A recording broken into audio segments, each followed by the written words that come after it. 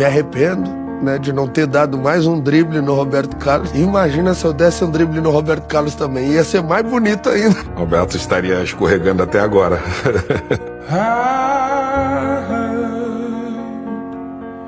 That you settle down, that you...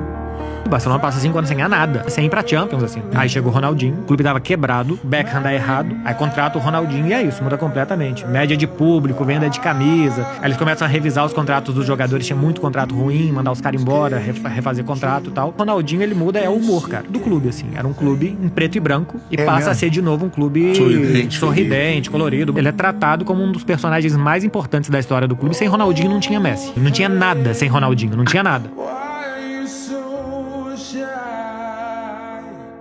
Ain't like you to hold back or hide from the light.